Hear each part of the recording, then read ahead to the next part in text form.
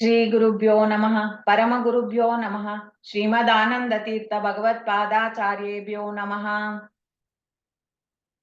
ನಾವು ಗುರುಗಳ ಆಕೃತಿಯನ್ನು ಸ್ಮರಿಸಿ ಅವರಿಗೆ ವಂದಿಸಿದಾಗ ಎಲ್ಲ ವಿಘ್ನಗಳು ನಿವಾರಣೆ ಆಗತ್ತೆ ಅಂತ. ಆಪಾದ ಮೌಳಿ ಪರ್ಯಂತಂ ಗುರುಣಾಂ ಆಕೃತಿಂ ಸ್ಮರೇತ್ ತೇನ ವಿಘ್ನಾಃ ಪ್ರಣಶ್ಯಂತಿ ಸಿದ್ಧ್ಯಂತಿ ಚ ಮನೋರಥಾಃ. ನಮ್ಮ ಮನೋರಥಗಳು ಏನು? ಇವಾಗ ನಾವು ಭಗವದ್ಗೀತೆಯ ಅಧ್ಯಯನವನ್ನು ಮಾಡಬೇಕು ಅಂತ ಅಧ್ಯಯನದಲ್ಲಿ ಏನು ವಿಘ್ನಗಳಿದ್ರೆ ಅದನ್ನ ಪರಿಹರಿಸಿ ನಮಗೆ ಅನುಗ್ರಹವನ್ನು ಮಾಡ್ರಿ ಅಂತ ನಾವು ಗುರು ಚರಣವನ್ನು ಸ್ಮರಿಸಿ ಅವ್ರಿಗೆ ವಂದಿಸಿ 3ನೇ ಅಧ್ಯಾಯದ 8ನೇ ಪದ್ಯವನ್ನು ನಾವು ನೋಡ್ಬೇಕು. ಇದರಲ್ಲಿ ಹೀಗಿದೆ: ಶ್ರೀ ಭಗವಾನ್ ಉವಾಚ ನಿಯತಂ ಕುರು ಕರ್ಮತ್ವಂ ಕರ್ಮಜ್ಯಾಯೋ ಹ್ಯಕರ್ಮಣಃ ಶರೀರ ಯಾತ್ರಾಪಿ ಚ ತೇ ನ ಪ್ರಸಿದ್ಧೇದ್ ಅಕರ್ಮಣಃ. ನಿಯತಂ ಕುರು ಕರ್ಮತ್ವಂ ಕರ್ಮಜ್ಯಾಯೋ ಹ್ಯಕರ್ಮಣಃ ಶರೀರ ಯಾತ್ರಾಪಿ ಚ ತೇ ನ ಪ್ರಸಿದ್ಧೇದ್ ಅಕರ್ಮಣಃ. ಇಲ್ಲಿ ಹೇಳ್ತಾರೆ, ಹಾಗಾದ್ರೆ ಏನ್ ಮಾಡ್ಬೇಕು ನಾವು ಅಂತ. ಈಗ ಕರ್ಮದ ಬಗ್ಗೆ ಒಂದ್ ಸ್ವಲ್ಪ ತಿಳುವಳಿಕೆನ ಕೊಡಕ್ ಶುರು ಮಾಡಿದ್ದಾನ ಕೃಷ್ಣ ಪರಮಾತ್ಮ. ಕರ್ಮದ ಒಂದು ಡೆಫಿನಿಷನ್ ಅಂತಂದ್ರೆ ಕರ್ಮೇಂದ್ರಿಯಗಳು, ಕರ್ಮಯೋಗದ ಡೆಫಿನಿಷನ್ ಅಂದ್ರೆ ಕರ್ಮೇಂದ್ರಿಯಗಳು ಮನಸ್ಸು ನಿಯಂತ್ರಣದಿಂದ ವರ್ತಿಸೋದೇ ಕರ್ಮಯೋಗ. ಆ ವರ್ತಿಸ್ತಾ ಇರೋವಾಗ ಅಸಕ್ತವಾಗಿ ಮನಸ್ಸಿರ್ಬೇಕು ಅಂತ ಅನ್ನೋದು ಅದ್ ಜೊತೆಗೆ ಸೇರಿದಾಗ್ಲೇ ಅದ ಕರ್ಮಯೋಗ ಅಂತ ಹಿಂದಿನ ಪದ್ಯದಲ್ಲಿ ವಿವರಣೆ ಮಾಡಿದ್ದ. ಅದರಿಂದ ಇವಾಗ ನಾವು ಆ ಕರ್ಮ ಅಂತ ಅನ್ನೋದನ್ನ ಮಾಡ್ಬೇಕಲ್ವಾ, ಏನ್ ಕರ್ಮ ಮಾಡ್ಬೇಕು ಅಂತ ಅವಾಗ ನೆಕ್ಸ್ಟ್ ಬರುತ್ತೆ ಪ್ರಶ್ನೆ. ಅದಕ್ಕ ಕೃಷ್ಣ ಹೇಳ್ತಾನ, ನಿಯತಂ ಕುರು ಕರ್ಮತ್ವಂ, ನಿನ್ನ ಪಾಲಿನ ಕರ್ಮ ಮಾಡು ಅಂತ ಅನ್ನೋದನ್ನ ಕನ್ನಡದ ಕನ್ನಡಿಯಲ್ಲಿ ಕೈ ಹಿಡಿದಿರೋಂತ ನಮ್ಮ ಗೋವಿಂದಾಚಾರ್ಯರಿಗೆ ನಾವು ನಮಿಸೋಣ. ಅವ್ರೇನ್ ಹೇಳ್ತಾರೆ ಅಂತಂದ್ರೆ, ಆಚಾರ್ಯರ ದ್ವಾದಶ ಸ್ತೋತ್ರದಲ್ಲಿ ಕುರು ಭುಂಕ್ಷೋ ಚ ಕರ್ಮ ನಿಜಂ ನಿಯತಂ ಹರಿಪಾದ ವಿನಮ್ರದಿಯ ಸತತಂ. ಅದೇ ಇದನ್ನ ಅವ್ರು ಇಲ್ಲಿ ಹೇಳ್ತಾರೆ, ನಿನ್ನ ಪಾಲಿನ ಕರ್ಮ ಮಾಡು, ಬಂದುದನ್ನು ಉಣ್ಣು, ಹರಿಯ ಚರಣಗಳ ಅರಿವು ತಪ್ಪದಿರಲಿ ಅಂತ. ಎಷ್ಟು ಸುಲಭವಾಗಿದೆ. ಈ ಒಂದು ಸೂತ್ರವನ್ನು ನಾವು ಮನಸ್ಸೊಳಗೆ ಇಟ್ಕೊಂಡಾಗ ಪ್ರತಿನಿತ್ಯವೂ ಅದನ್ನು ನಾವು ಮತ್ತೆ ಮತ್ತೆ ಆವೃತ್ತಿ ಮಾಡ್ತಾ ಇದ್ರೆ ನಮ್ಮ ಎಲ್ಲಾ ಕರ್ಮಗಳನ್ನು ನಾವು ಮಾಡ್ತಾ ಆ ಪರಮಾತ್ಮನ ಪಾದವನ್ನು ಸ್ಮರಿಸ್ತಾ ಇರ್ಬೇಕು ಅಂತ. ಅಂದ್ರೆ ಯಾವ ಕರ್ಮವನ್ನು ನಾನ್ ಮಾಡ್ಬೇಕು? ನಿನ್ನ ಪಾಲಿನ ಕರ್ಮ ಮಾಡು ಅಂತಾರೆ. ನಿಮ್ ಪಾಲಿಗೆ ಏನ್ ಬಂದಿದ್ಯೋ ಆ ಕರ್ಮವನ್ನು ನೀವು ಮಾಡಿ. ಇನ್ಯಾರೋ ಇದ್ ಮಾಡ್ತಾರೆ ನಾನು ಅದ್ ಮಾಡ್ತೀನಿ ಇದ್ ಮಾಡ್ತೀನಿ ಅಂತ ಎಲ್ಲ, ನನ್ಗ ಅದ್ ಯಾಕೆ ಸಿಕ್ಲಿಲ್ಲ ಇಂಥ ಆಲೋಚನೆಯಲ್ಲಿ ಮನಸ್ಸನ್ನು ಗೊಂದಲಗೆಡಿಸಿ ಅದರ ಒಂದು ಶಕ್ತಿಯನ್ನು ಹ್ರಾಸ ಮಾಡಿಸ್ತೇನೆ.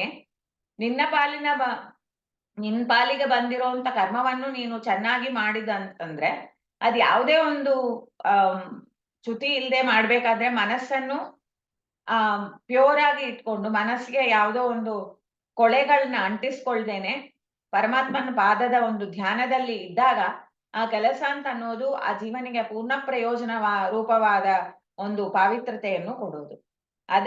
ಅದೇ ಮೇಲಲ್ಲವೇ ಅಂತ. ಕರ್ಮಜ್ಯಾಯೋ ಹಿ ಅಕರ್ಮಣಃ ಅಂತಂದ್ರೆ ಕರ್ಮದಲ್ಲಿ ತೊಡಗೋದು ನಿನ್ಗೆ ಮೇಲಲ್ಲವೇ? ಕರ್ಮ ಇಲ್ದೆ ಕೂಡೋದು, ಕರ್ಮ ಇಲ್ದೆ ಕೂತ್ರೆ ನಿನ್ನ ದೇಹವಾದ್ರೂ ನಿನ್ಗೆ ಹೇಗ್ ದಕ್ಕೋದು ಅಂತಾನ. ದೇಹ ಅಂತ ಅನ್ನೋಂಥದ್ದು ಶರೀರ ಯಾತ್ರಾಪಿಚತೆ ಅದನ್ನ ಹೇಳ್ತಾನ.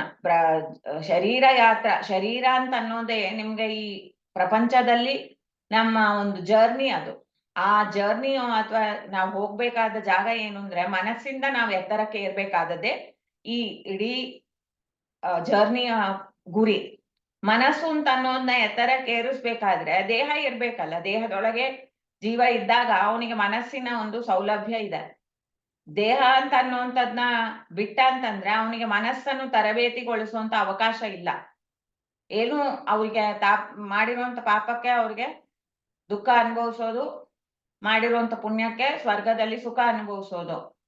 ಏನಾದ್ರೂ ಒಂದು ಸಾಧನೆ ಅಂತ ಅನ್ನೋದ್ರೆ ಅದಕ್ಕೆ ಈ ಶರೀರ ಬೇಕು. ಅದಕ್ಕೆ ಸಾಧನ ಶರೀರವಿದು ನೀ ದಯದಿ ಕೊಟ್ಟದ್ದು ಸಾಧಾರಣವಲ್ಲ ಸಾಧು ಪ್ರಿಯನೇ ಅಂತ ಮುಖ್ಯ ಪ್ರಾಣನ ಹತ್ರ ಪ್ರಾರ್ಥಿಸ್ತಾರೆ. ನಾವು ಅಪಮೃತ್ಯುವನ್ನು ಪರಿಹರಿಸುವಂತ, ಅಂದ್ರೆ ಮೃತ್ಯು ಈ ದೇಹಕ್ಕೆ ಬರುತ್ತೆ, ಆದ್ರೆ ಸಾಧನೆಗೆ ಅಪಮೃತ್ಯು ಬರುತ್ತೆ.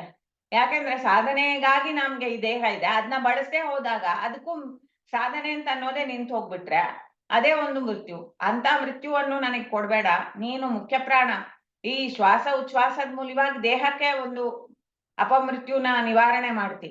ಅದೇ ಮನಸ್ಸೊಳಗೆ ಕೂಡ ಬೇಡವಾದದೆಲ್ಲ ಆಚೆ ಹಾಕಿ ಬೇಕಾದನ್ನು ಇಡುವಂತ ಒಂದು ಮಹಾ ಒಂದು ಆ ಅನುಗ್ರಹವನ್ನು ನನ್ನ ಮೇಲೆ ಮಾಡು ಅಂತ ಆ ದಾಸರು ಅಲ್ಲಿ ಕೇಳ್ತಾರೆ. ಇಲ್ಲಿ ಶರೀರ ಯಾತ್ರಾ ಪಿಚತೆ ಹಂಗೆಂತ ಹೇಳಿ ಅವ್ರು ಹೇಳ್ತಾರೆ, ನಿನಗೆ ತೆಪ್ಪದೆ ಕುಳಿಯುವಂಥದ್ದು ಅಂತ ಅನ್ನೋದ್ರೆ ಆ ಮೈವಾಳ್ತೆಯಾದ್ರೂ ಹೆಂಗೆ ಸಾಧ್ಯ ಆಗೋದು? ನಿನ್ನ ದೈಹಿಕವಾದ ಕ್ರಿಯೆಗಳು ಅಂತ ಅನ್ನೋದು ನಡಿಬೇಕಾ ಅಂತಂದ್ರೆ ಅವಾಗ ಮಾತ್ರ ನಿನ್ಗೆ ಈ ಶರೀರ ದಕ್ಕತ್ತೆ. ಅದರಿಂದಾಗಿ ಕರ್ಮ ಅಂತೂ ಬಿಡೋದು ಸಾಧ್ಯ ಇಲ್ಲ. ಕರ್ಮ ಮಾಡು, ಕರ್ಮ ಮಾಡೋದೇ ಮೇಲು ಸುಮ್ಮನೆ ಕೂಡೋದಕ್ಕಿಂತ. ಆ ಕರ್ಮ ಮಾಡೋದ್ವಾಗ ನಿಂಗೆ ನಿಯತವಾದ ಕರ್ಮವನ್ನು ಪರಮಾತ್ಮನ ಪ್ರೀತ್ಯರ್ಥವಾಗಿ ನೀನ್ ಮಾಡು ಅಂತನ್ನುವಂತ ಒಂದು ಮುಖ್ಯವಾದ ಉಪದೇಶವನ್ನು ಕೊಡ್ತಾನೆ. ಯಾರಿಗೂ ಇಲ್ಲಿ ಏನ್ ನನ್ಗೆ ಆ ಉತ್ತಮವಾದ ಕೆಲಸ ಸಿಗ್ಲಿಲ್ಲ, ಈ ಕೆಲಸ ನಂಗೆ ಸಿಕ್ಕಿತು ಅಂತ ಒಂದು ನಾವು ಭಾವನೆ ಮಾಡೋದಕ್ಕೆ ಅಗತ್ಯವೇ ಇಲ್ಲ. ಯಾರಿಗ್ಯಾರಿಗೆ ಏನೇನು ಕೆಲಸಗಳಾಗ್ಬೇಕು ಆಯಾ ಸ್ಥಾನಗಳಲ್ಲಿ ಪರಮಾತ್ಮ ಅವರನ್ನು ಇಟ್ಟಿದ್ದಾನೆ. ಅವನು ನೀನು ಅವ್ರು ಮಾಡಿದ ಕೆಲಸ ಮಾಡು, ಅದ್ನ ಮಾಡು ಇದ್ನ ಮಾಡು ಅಂತ ಯಾರಿಗೂ ಹೇಳೋದಿಲ್ಲ. ಅವ್ರವ್ರು ಏನ್ ಮಾಡ್ಬೇಕೋ ಅದನ್ನ ಅವ್ರು ಮಾಡ್ಲಿ. ಅವ್ರು ಮಾಡೋಂಥದ್ದಕ್ಕೆ ಅವ್ರಿಗೆ ಬಂದು ಆ ಮನಸ್ಸು ಅಂತ ಅನ್ನೋದು ಪರಮಾತ್ಮ ಹರಿಯ ಚರಣದ ಅರಿವು ತಪ್ಪದೇ ಇದ್ದಾಗ ಅವರಿಗೆ ಅದಕ್ಕೆ ತಕ್ಕ ಫಲವನ್ನು ಪರಮಾತ್ಮ ಕೊಡ್ತಾನ. ಅದಕ್ಕೆ ನಿಯತಂ ಕುರು ಕರ್ಮತ್ವಂ ಅಂತ ಹೇಳ್ತಾನೆ. ನಿಯತವಾದ ಕರ್ಮವನ್ನು ಮಾಡಿ, ನಿನ್ನ ವರ್ಣಕ್ಕೆ ನಿನ್ನ ಆಶ್ರಮಕ್ಕೆ ಏನು ಒಗ್ಗತ್ಯೋ ಅಂತ ಕರ್ಮವನ್ನು ನೀನ್ ಮಾಡು. ಇಲ್ಲಿ ಅರ್ಜುನನಿಗೆ ಹೇಳ್ತಾ ಇದ್ದಾನ, ನಿನ್ನ ಕ್ಷತ್ರಿಯ ಧರ್ಮ ನಿಂದು, ನಿನ್ನ ಗುಣಗಳೇ ವೀರ್ಯಾದಿ ಗುಣಗಳು ನಿನ್ಗಿದೆ. ನಿನ್ನ ಆಶ್ರಮ ಅಂತ ಅನ್ನೋದು ನೀನ್ ರಕ್ಷಣೆ ಮಾಡ್ಬೇಕಾದದ್ದು ಗೃಹಸ್ಥಾಶ್ರಮ, ರಾಜನಾಗಿದ್ದಿ. ಅದರಿಂದ ನೀನ್ ಅದಕ್ಕೆ ತಕ್ಕವಾದ ಕರ್ಮ ಏನೋ ಅದನ್ನು ಮಾಡು ಅಂತ ಅವನಿಗೆ ಹೇಳ್ದ. ಅವನು ಯುದ್ಧಕ್ಕೆ ಹೋಗ್ಬೇಕು, ಅದರಿಂದ ಯುದ್ಧಕ್ಕೆ ಸಿದ್ಧನಾಗು ಅಂತವೇ ಅವ್ನಿಗೆ ಹೇಳ್ತಾನೆ. ನಿಂಗ ನಿಯತವಾದ ಕರ್ಮ ಅದೇ. ಸುಮ್ನೆ ಕೂಡೋದು ಅಂತ ಅನ್ನೋದ್ರೆ ಅದರಿಂದ ನಿನ್ಗೆ ಯಾವ ಒಂದು ಲಾಭವೂ ಇಲ್ಲ. ಕರ್ಮ ಮಾಡೋದೇ ನಿನ್ಗೆ ಹೆಚ್ಚು ಪ್ರಯೋಜನಕಾರಿಯಾಗಿದೆ. ಈ ಮೂಲವಾಗಿ ಜೀವರಿಗೂ ಅದೇ ಉಪದೇಶವನ್ನು ಕೊಡ್ತಾನ. ಅವ್ರವ್ರು ಏನ್ ಮಾಡ್ಬೇಕೋ ಅದನ್ನ ಅವ್ರವ್ರು ಮಾಡ್ರಿ, ಯಾರೋ ಒಬ್ರು ಮಾಡ್ತಾರೆ ಅಂತ ಆ ಕೆಲ್ಸಕ್ಕೆ ಮಾಡಕ್ ಹೋಗ್ಬೇಡಿ. ಮಾಡೋದ್ನ ಮನಸ್ಸಿಟ್ಟು ಮಾಡ್ರಿ, ಪರ್ಫೆಕ್ಷನ್ಲಿ ಮಾಡ್ರಿ, ಪರಮಾತ್ಮನ ಪ್ರೀತ್ಯರ್ಥವಾಗಿ ಮಾಡ್ರಿ ಅಂತ ಅನ್ನೋದೆಲ್ಲ ಆಚಾರ್ಯರು ನಮ್ಗೆ ಆ ದ್ವಾದಶ ಸ್ತೋತ್ರದ ಮೂಲವಾಗಿ ಹೇಳ್ತಾರೆ. ನಾವೇನ್ ಹಿಂದೆ ಮಾಡಿದ್ದೇವೋ ಆ ಮಾಡಿರುವಂತದ್ದ ಫಲ ಭೋಗವೇ ನಮಗೆ ಇವಾಗ ಸಿಗ್ತಾ ಇದೆ. ಅದರಿಂದ ಏನ್ ಸಿಕ್ಕಿದೆಯೋ ಅದೇ ತರ ನಮ್ಮ ಪಾಲಿಗೆ ಬಂದದ್ದು. ನಾವು ಮಾಡಿರೋದೇ ನಾವು ಅನುಭವಿಸ್ಬೇಕಾಗತ್ತೆ. ಅದರಿಂದ ಏನ್ ಸಿಕ್ಕಿದೆಯೋ ಅದ್ರ ಬಗ್ಗೆ ಇನ್ನಷ್ಟು ನಿಷ್ಠೂರ ಹೇಳ್ದೇನೆ ಅದನ್ನೇ ಮಾಡು ಅಂತ ಅನ್ನೋದನ್ನ ಹೇಳ್ತಾನೆ. ಮಾಡುವಂತದ್ನವೇ ಮಾಡು. ಒಬ್ಬ ಕೆಲ್ಸಗಾರ ಇರ್ತಾನ, ಅವ್ನ್ ಮನೆ ಗೂಡ್ಸ್ತಾ ಇರ್ಬೇಕು. ನಾನ್ ಯಾಕೆ ಮನೆ ಗೂಡ್ಸ್ತಾ ಇರ್ಬೇಕು? ನಾನು ಈ ಮಾಲೀಕ ಹಂಗೆ ಕೂತ್ಕೊಂಡು ಇರ್ಬೋದಲ್ಲ, ನಾನೇನೋ ಒಂದ್ ಲೆಕ್ಕ ನೋಡ್ಬೋದು, ನಾನೇನೋ ಇನ್ನೊಂದ್ ಮಾಡ್ಬೋದು ಅಂತ ನಾವು ಮನಸ್ಸನ್ನು ಗೊಂದಲಗೆಡ್ಸ್ಕೊಂಡ್ರೆ ನಮ್ಮ ಸ್ಥಿತಿಗಿಂತ ಇನ್ಯಾರೋ ಚೆನ್ನಾಗಿದ್ದಾರೆ, ಆ ಕೆಲ್ಸ ಇನ್ನೂ ಚೆನ್ನಾಗಿದೆ ಅಂತ ನಾವು ಆಲೋಚನೆ ಮಾಡುವಂತ ಒಂದು ರೂಢಿ ಎಲ್ಲರಿಗೂ ಇರತ್ತೆ. ಅದನ್ನು ಬಿಟ್ಟು ಬಿಡು ಅಂತ ಅನ್ನೋಂತ ಒಂದು ಸಂದೇಶ ಕೂಡ ಇಲ್ಲಿದೆ. ನಿಯತವಾದದ್ದು ನಿನ್ಗೇನಿದೆಯೋ ಅದೇ ದೇವ್ರು ಕೊಟ್ಟಿರ್ತಾನ, ಅದನ್ನ ಮಾಡು ಅಂತ. ಅದನ್ನ ಮಾಡ್ತಾ ಹೋದ್ರೆ ಸಾಕು, ಮನಸ್ಸು ಚಂಚಲತೆಯನ್ನು ಕಲ್ಕೊಂಡು ಸ್ಥಿರವಾಗ್ತಾ ಹೋಗತ್ತೆ ಅಂತ ಅನ್ನೋದು ಕೂಡ ನಮ್ಗೆ ದಾಸರ ಪದಗಳಿಂದ ಒಂದು ತಿಳಿಯತ್ತೆ. ಹೀಗಾಗಿ ಇದನ್ನು ನಾವು ಇವಾಗ ಈ ಚಿಂತನೆಯನ್ನು ಸಮರ್ಪಣೆ ಮಾಡೋಣ.